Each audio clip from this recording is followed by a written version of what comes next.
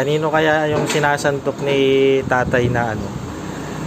Na ice cream. Nasa tapat pa naman namin. Nasa tapat namin, dalawa eh. Dalawa yung sinandok niya pero hindi naman kami umorder.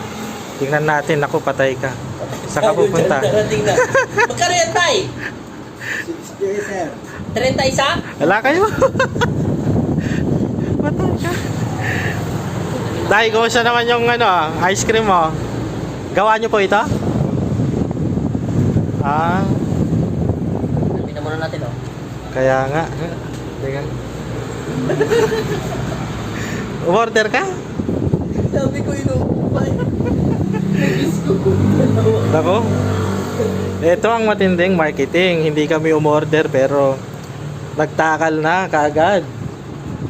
Ayan na, wala na kami magawa. Ang alamang malusaw pa yan. Ipabalik yun. O, tulong na rin natin kay tatay yan.